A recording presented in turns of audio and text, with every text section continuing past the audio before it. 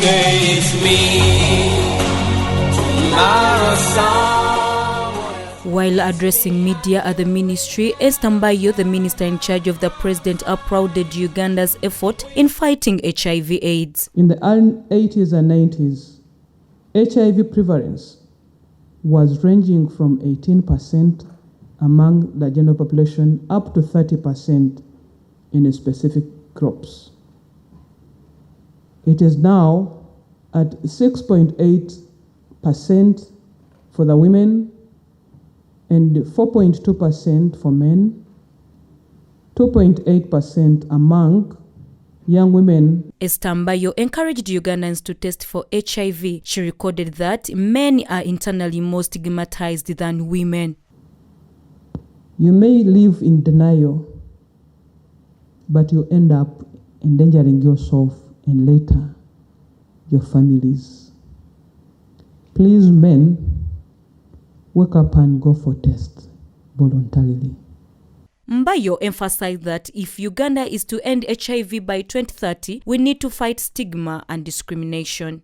If we are to end HIV/AIDS by 2030, we need to fight stigma and discrimination.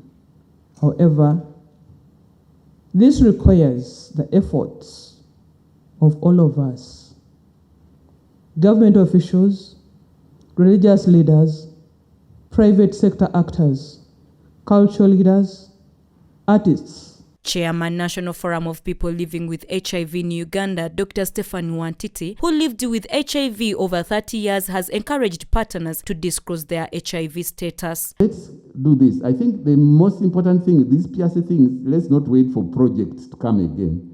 Let's just improve the information. We may not write this, but let's give this information regularly. Correct information, like I've mentioned, consistently and correctly, and this will eventually go away. A stigma is like a shadow. Tezra Rutaya, a daughter to the maiden infected late Phil Bongo Rutaya, shared with us how they were treated after their father's pronouncement of being HIV positive. We ourselves were stigmatized during that time and after, such as people would not invite us over, his friends, to see their children, our friends. It hasn't gone away, this stigma problem.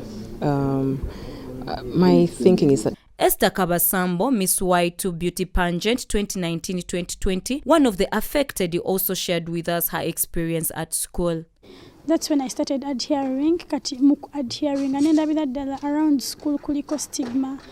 Nga na community je tubeeramu kachecha mpaliza nengamba, at least though I've not faced a lot of stigma, naye mbirabyeko abantu nga babiyitamu nga families teziri cooperative, nga families teli supportive. Uganda now stands at approximately 1,400,000 people living with HIV, 1,200,000 of whom are on treatment. In 1980, one of the greatest musicians, Phil Bongo Rutaya, declared that he had AIDS, and this made him the first Ugandan to give the disease a human face amidst discrimination and stigma.